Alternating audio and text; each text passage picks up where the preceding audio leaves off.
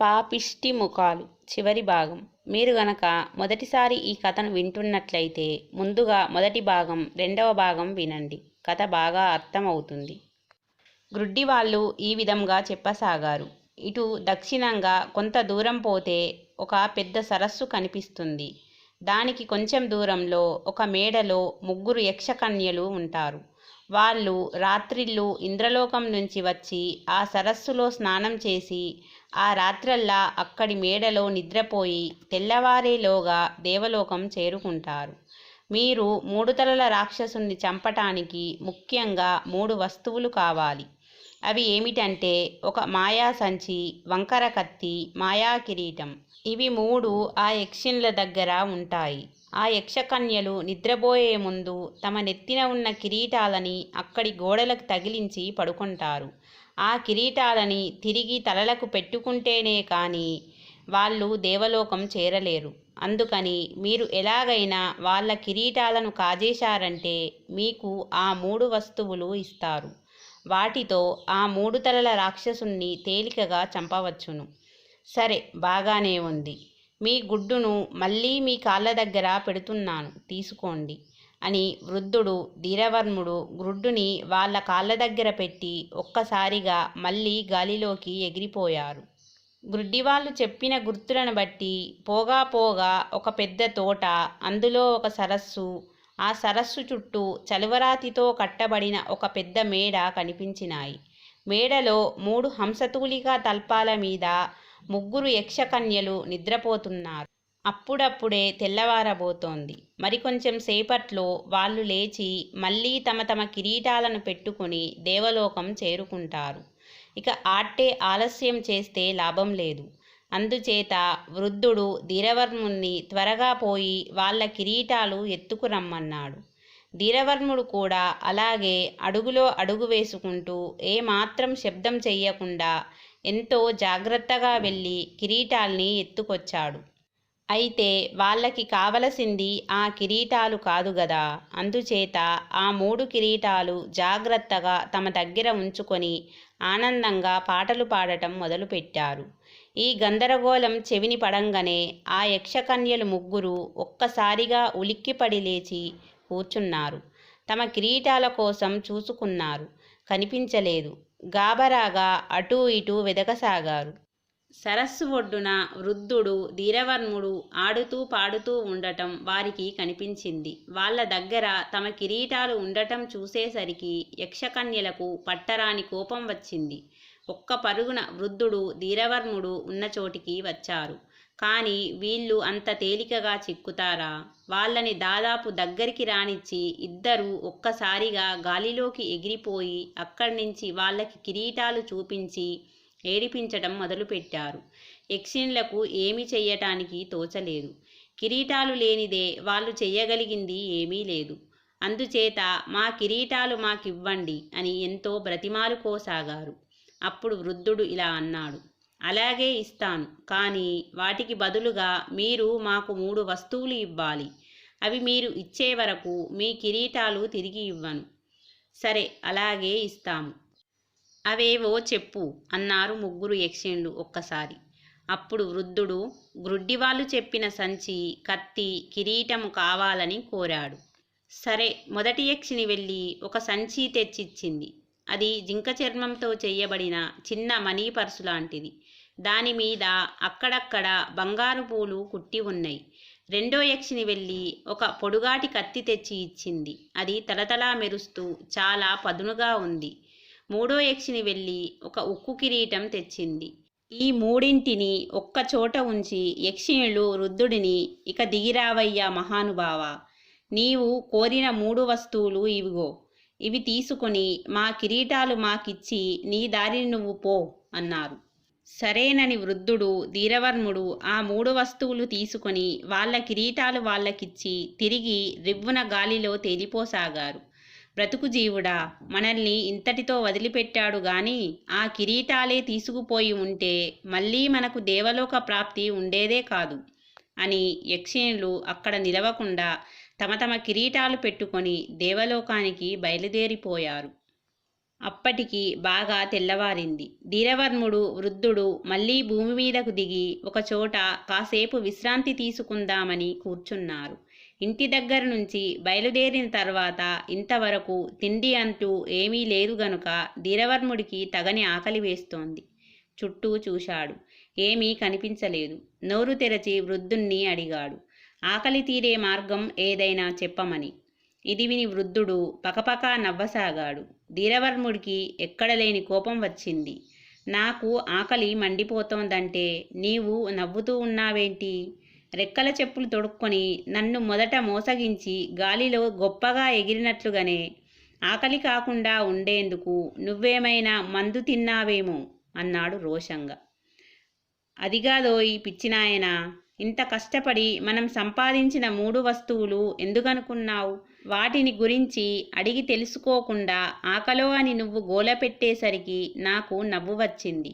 ఎందుచేతనంటే ఆకలి తీర్చేందుకే మనం ఆ సంచి కోరింది.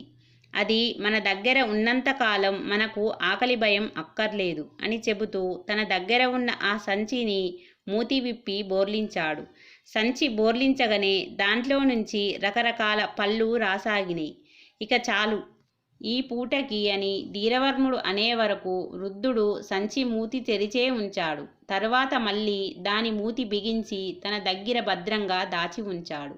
సంచిలోంచి వచ్చిన పళ్ళు అవి కడుపు నిండా తిని ధీరవర్ముడు, హమ్మయ్య, ఇక 2 రోజుల వరకు ఏమీ తిండి అక్కర్లేదు అన్నాడు. తర్వాత వృద్ధుడు యక్షిణులిచ్చిన కత్తిని ధీరవర్ముడికిచ్చి అంతకుముందు అతని వద్ద ఉన్న కత్తిని విసిరి పారవేశాడు. తరువాత మాయా కిరీటం చూపి, ఆ కిరీటాన్ని నీ నెత్తిన పెడతాను, భలే గమ్మత్తు జరుగుతుంది చూడు అంటూ ఆ మాయా కిరీటాన్ని ధీరవర్ముడి నెత్తిన పెట్టాడు. కిరీటం నెత్తిన పెట్టగానే ధీరవర్ముడు ఒక్కసారిగా మాయమైనాడు. ఒక్క కిరీటం మాత్రమే వృద్ధుడి పక్కన గాలిలో నిలిచింది. ఇప్పుడెక్కడున్నావు మనవడా అని అడిగాడు వృద్ధుడు. ఎక్కడేమిటి, ఎప్పట్లాగా నీ ప్రక్కనే ఉన్నాను అని బదులు చెప్పాడు ధీరవర్ముడు. నేను నీకు ఎప్పట్లాగా కనిపిస్తున్నానా అని అడిగాడు వృద్ధుడు. ఆహా, బాగానే కనిపిస్తున్నావు. నేను నీకు కనిపించడం లేదా ఏమిటి అని ఆశ్చర్యంగా అడిగాడు ధీరవర్ముడు. లేదు, నీ తలకు నేను పెట్టిన కిరీటం మాత్రమే గాలిలో నిలిచి కనిపిస్తోంది. ఇదే విధంగా ఆ రాక్షసుణ్ణి చంపబోయేటప్పుడు నువ్వు వాడిని చూడగలుగుతావు, కానీ నువ్వు ఎక్కడ ఉన్నావో వాడు కనుక్కోలేడు. మరి చూసావా, యక్షిణులు ఇచ్చిన 3 వస్తువులు మనకెంత ఉపయోగపడుతున్నాయో అని చెప్పి మళ్ళీ బయలుదేరాడు. ఇప్పుడు వృద్ధుడు, అతని ప్రక్కనే ధీరవర్ముడి కిరీటం గాలిలో తేలుతూ పోతూ ఉన్నారు. వీళ్ళ ఇద్దరికి పైన ఇంకో గజం ఎత్తులో మరో కిరీటం కూడా గాలిలో తేలిపోతూ ఉంది. అది వృద్ధుడి మేనగోడలిదే. వృద్ధుడు బయలుదేరి ఎక్కడికి వెళ్ళినా ఆమె కూడా అదృశ్యంగా వస్తూనే ఉంటుంది. ఈసారి వృద్ధుడు ధీరవర్ముడిని కలుసుకున్నప్పటి నుంచి కూడా ఆమె ఆకాశంలో తేలుతూ వస్తూనే ఉంది. ఈ సంగతి ధీరవర్ముడికి తెలియదు. మధ్యదారిలో కిరీటంగా మాత్రమే కనిపిస్తున్న వృద్ధుడి మేనకోడలు వాళ్ళ తలలపైకి చాలా దగ్గరికి వచ్చింది. ఆ కిరీటానికి రెక్కలు కూడా ఉండటం వల్ల ఆ రెక్కల చప్పుడు ధీరవర్ముడి చెవిన పడింది. ఏమిటి తాత, ఏదో రెక్కల చప్పుడవుతోంది అని అడిగాడు. అది ఉత్త చప్పుడు కాదు, నా మేనకోడలు ఒక ఆమె ఉంది. ఆమె కూడా నీలాగే ఒక మాయా కిరీటం ధరించి మొదటి నుంచి మనతో పాటు వస్తోంది. ఆమె కిరీటానికి రెక్కలు కూడా ఉన్నాయి. నువ్వు విన్నది ఆ రెక్కల చప్పుడే. ఆమె మనిద్దరికి పైగా ఉన్నది చూడు అని చెప్పాడు వృద్ధుడు. ధీరవర్ముడు తలపైకెత్తి చూశాడు. వృద్ధుడు చెప్పినట్లుగానే ఇంకో కిరీటం రెక్కలు రెపరెపా కొట్టుకుంటూ వస్తూ ఉంది. అలా వాళ్ళు వస్తూ ఉండగా ఒకచోట వృద్ధుడు, మనవడా, ఇక జాగ్రత్త, ఆ రాక్షసుడుండే చోటికి చాలా దగ్గరగా వచ్చాము. పొరపాటున నీవు వాడి వంక చూశావంటే వెంటనే రాయిగా మారిపోతావు. ఇంతవరకు మనం పడ్డ కష్టమంతా వృధా అవుతుంది. అందువల్ల చాలా జాగ్రత్తగా ఉండు అని హెచ్చరించాడు. అలాగే తాత, మరి మీరు మాత్రం కళ్ళు మూసుకొని ఉండవద్దా అని అడిగాడు ధీరవర్ముడు. మేము వాడి దగ్గరికి రాము. అందువల్ల మేము కళ్ళు మూసుకోవలసిన అవసరం లేదు. నీవు మాత్రం చాలా జాగ్రత్తగా ఉండాలి. వాడు ఏమి చేస్తున్నాడో వాడి వంక చూడకుండా నువ్వు చూడగలగటానికే నీకు డాలును అద్దంలా తోమమన్నాను. డాలును అందుకు ఉపయోగించుకో అని చెప్పాడు వృద్ధుడు. సరేనన్నాడు ధీరవర్ముడు. ఇప్పుడు వాళ్ళు ఒక సముద్రం పైన ఎగురుతున్నారు. క్రింద సముద్రపు ఒడ్డుకు కొంత దూరంలో ఆ రాక్షసుడు గుర్రుపెట్టి నిద్రపోతూ ఉండడం వృద్ధుడికి కనిపించింది. వాడి తలల మీద ఉన్న పాములు బుసలు కొడుతున్న శబ్దం కూడా వినిపిస్తోంది. అదుగో అక్కడ సముద్రపు ఒడ్డున చూడు, నీవు చంపవలసినది వాడినే. కిరీటం క్రింద మాయమై ఉన్నావు కనుక నువ్వు ఎక్కడ ఉన్నది వాడు తెలుసుకోలేడు. కానీ వాడిని నువ్వు చూడగలవు. చూడగలను కదా అని వాడి వంక మామూలుగా చూసేవు, జాగ్రత్త. నీ డాలులోకి వాడి ప్రతిబింబం కనిపిస్తుంది కనుక డాలులో చూస్తూ ఉండు. నేను నీకు ఇది వరకు ఇచ్చిన కత్తి వాడిని నరకడానికి పనికి వస్తుంది. ఒక్క వ్రేటున వాడి తలలను నరికి వాడిని ఈ సంచిలో పెట్టి బిగించి తీసుకురా అని చెప్పి యక్షిని ఇచ్చిన మాయా సంచి ఇచ్చాడు వృద్ధుడు. ఇదేమిటి, ఈ సంచిని ఆకలి తీర్చుకునేందుకు కదా వాళ్ళు మనకు ఇచ్చింది. దీంట్లో ఆ పాపిష్టి తలలను పెట్టటమేమిటి? అయినా అంత పెద్ద తలలు ఈ సంచిలో పడతాయా అని అడిగాడు ధీరవర్ముడు. అదంతా అనవసరం, నేను చెప్పినట్లు చెయ్యి. ఇక ఆలస్యం చేస్తే లాభం లేదు. వాడు నిద్ర లేచాడంటే మళ్ళీ ఏడాది వరకు నిద్రపోడు. వెంటనే పో అని తొందర చేసి ధీరవర్ముని తరిమాడు వృద్ధుడు. ధీరవర్ముడు ఏకాఏకిని సముద్రపు ఒడ్డుకు వచ్చి ఆ రాక్షసుడిపైకి కొద్ది దూరంలో గాలిలో తేలుతూ సమయం కోసం చూస్తున్నాడు. రాక్షసుడు దిట్టంగా నిద్రపోతున్నాడు. కానీ వాడి తల్ల మీద ఉన్న పాములు బ్రహ్మాండంగా బుసలు కొడుతున్నాయి. ఇదంతా ధీరవర్ముడు తన డాలులో చూసి కనిపెడుతున్నాడు. దూరాన్నించి ఆకాశంలో వృద్ధుడు అతని మేనకోడలు కూడా ఇది చూస్తూనే ఉన్నారు. ధీరవర్ముడు ఆలస్యం చేయటం చూసి వృద్ధుడు ఇంకా చూస్తావేం, నరుకు అని పెద్దగా కేక వేశాడు. ఆ కేక ధీరవర్ముడి చెవిన పడటమేమిటి? ధీరవర్ముడి చేతిలో ఉన్న కత్తి రాక్షసుడి మెడ మీద పడి సర్రున 3 తలలు మొండెం నుంచి వేరు కావటమేమిటి? ఒక్కసారిగా జరిగినాయి. ఇక ధీరవర్ముడు ఆ తలల్ని సంచిలో పెట్టడానికి మూతి విప్పి మూతిని వెడల్పుగా లాగాడు. లాగిన కొద్ది సంచి మూతి పెద్దది అవుతూనే ఉంది. ఇకనేం రాక్షసుడి తలలని దాంట్లో పెట్టి మూతి మళ్ళీ బిగించాడు. సంచిలోంచి రాక్షసుడి తలల మీద ఉన్న పాములు ఇంకా బుసలు కొడుతూనే ఉన్నాయి. మరికొంతసేపటిలో ధీరవర్ముడు సంచితో సహా వృద్ధుడు వాళ్ళు ఉన్న చోటికి చేరుకున్నాడు. రాక్షసుడి తలల్ని నువ్వు నరికినా ఇంకో 6 నెలల దాకా ప్రాణం ఉంటుంది. అందుచేత సంచి మూతిని ఎలాంటి పరిస్థితుల్లో విప్పనేకూడదు అన్నాడు వృద్ధుడు. అలాగే వృద్ధుడు మామూలు రూపంతో, ధీరవర్ముడు కిరీటం రూపంలో, వృద్ధుడి మేనకోడలు రెక్కల కిరీటం రూపంతోనూ మరో 3 రోజులకల్లా దుష్టపాలుడి రాజ్యం చేరుకున్నారు. మేనల్లుడు తిరిగి ప్రాణంతో తన ఎదుటికి వస్తున్నాడని తెలిసేసరికి దుష్టపాలుడు తన చెవులను తానే నమ్మలేకపోయాడు. అయినా ఎంతో మెచ్చుకున్నవాడిలా వాళ్ళకి ఎదురు వచ్చి వృద్ధుడు వాళ్ళ వంక చూపుతూ వీళ్ళెవరు అని అడిగాడు.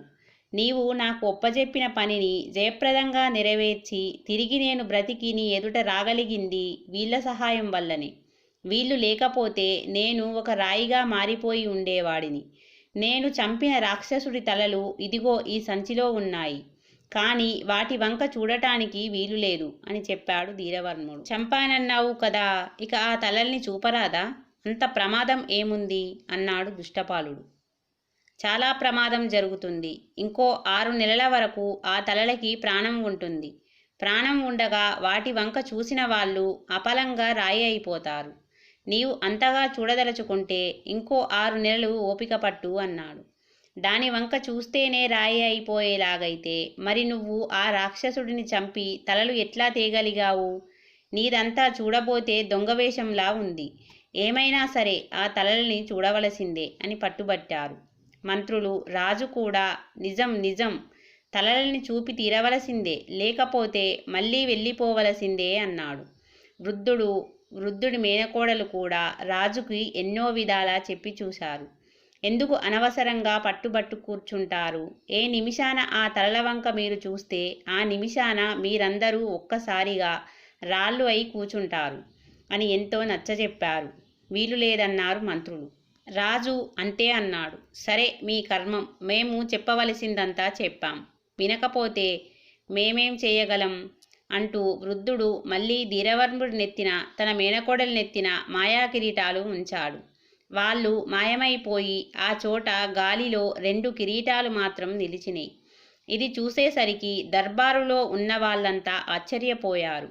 అప్పుడు వృద్ధుడు అన్నాడు, ఆఖరిసారిగా నేను చెబుతున్నాను, ఈ తలలని చూసి తీరాలని మొండిపట్టు పట్టవలసింది కాదు. కూడదంటే మరొక క్షణంలో మీరు నిలుచున్న చోట్ల మీ బదులు రాతి విగ్రహాలు మిగులుతాయి. ఇంత చెప్పినా వాళ్ళకి నమ్మకం కలగలేదు. వాళ్ళు ముగ్గురూ చేరి తమని మోసం చేస్తున్నారని అనుకున్నారు. రాళ్ళుగా మారిపోయినా సరే ఆ తలలని చూసి తీరాలి అన్నారు అందరూ ఒక్కసారిగా. ఇక చెప్పి లాభం లేదని తెలుసుకున్నాడు వృద్ధుడు. సంచిని అక్కడ నేల మీద ఉంచి ధీరవర్ముడితో చెప్పాడు, నేను వెళ్ళిపోతున్నాను. ఇదివరకు నే చెప్పిన సంగతులన్నీ జ్ఞాపకం ఉంచుకొని సంచి మూతి విప్పు. వాళ్ళు చూసిన తరువాత మళ్ళీ దానిని సంచిలో బిగించి నన్ను కేకవేయు. వస్తాను అని. సరేనన్నాడు ధీరవర్ముడు. వృద్ధుడు సంచిని అక్కడ వదిలి సింహద్వారం దగ్గరికి పోయి వీధివైపుకు చూస్తూ నుంచున్నాడు. మామ సెలవు అంటూ ధీరవర్ముడు తన డాలులో సంచిని చూస్తూ మూతి విప్పాడు. మూతి విప్పటంతోటే దాంట్లో నుంచి రాక్షసుడి తలలు ఎగిరి నేలమీద పడినాయి. వెంటనే దర్బారులో ఉన్నవాళ్ళు ఎక్కడి వాళ్ళక్కడ రాతి విగ్రహాలైపోయారు. ఆ తరువాత ధీరవర్ముడు తల్లిని కలుసుకుని అంతా చెప్పాడు. ఆమె చాలా సంతోషించింది. వృద్ధుడి మేనకోడలు ధవళకుమారిని ఇచ్చి తన కొడుక్కి పెళ్లి చేసింది. ప్రజలంతా చాలా సంతోషించారు కొత్త రాజును చూసి. రాజ్యం సుఖ సంతోషాలతో విలసిల్లింది.